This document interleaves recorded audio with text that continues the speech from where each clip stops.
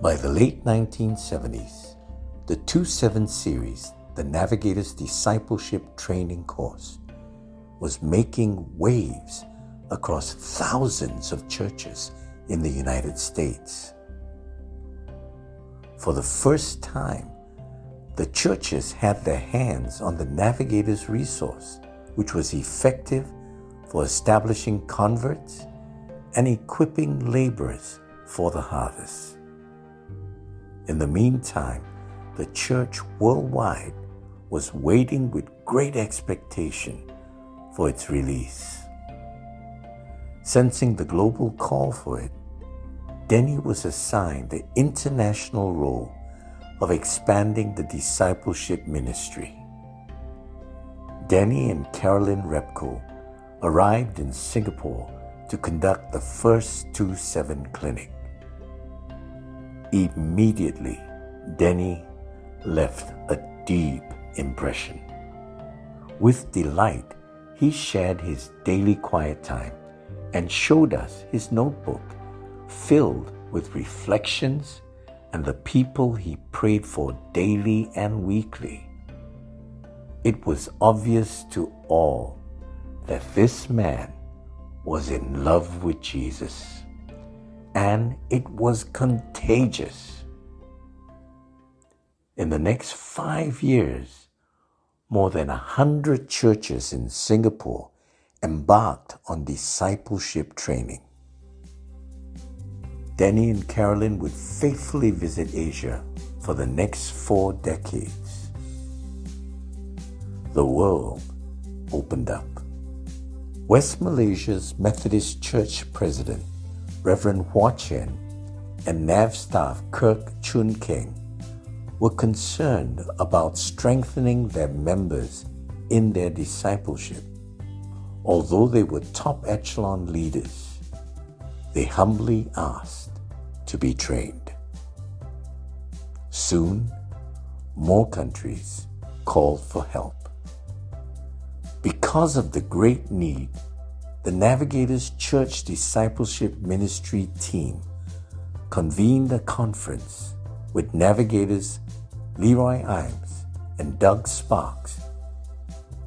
60 staff from 18 countries flew in.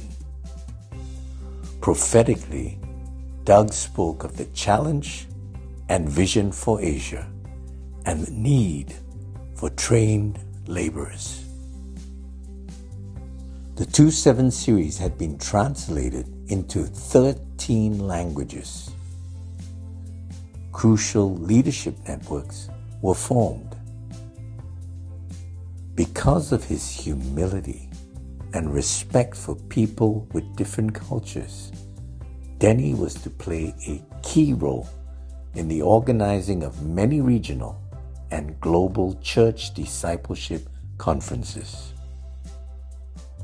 Looking back, these meetings were watershed events and the start of movements that advanced the kingdom of God. We convened the Asian 2-7 leadership training to train Asian 2-7 instructors. Denny Repko, Dave Johnson, Rob Waddell, and Alan Goldstone trained 16 church leaders and staff from Malaysia, Singapore, Japan, and South Korea. At the Asian Church Discipleship Ministry, they consulted with 50 delegates from 17 countries. Don Graybill introduced the concept of intentional disciple-making church. Senior Pastor Edmund Chan of Covenant Evangelical Free Church, a disciple of Doug Sparks, was among the delegates. When Edmund heard the concept, he immediately felt the confirmation of God that this was the missing factor in church discipleship. There and then he knew that this would be his vision, to exhort the church leadership to be intentional in disciple making. From 2001 onwards, Edmund convened the annual IDMC conference, which has had attendances of 3,000 to 5,000 people.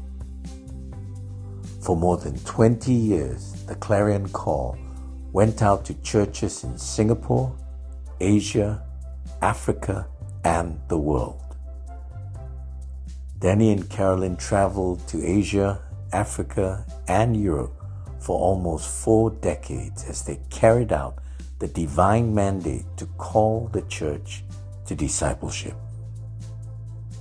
Behind the limelight, they strengthened, served, and enabled servants of God to fulfill the Great Commission of making disciples.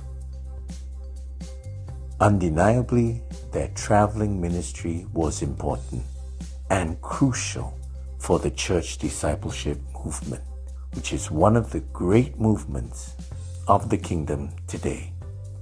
Yes, the church has heard and caught the message of discipleship. Thank you, Denny and Carolyn. To God be the glory. Great things He has done.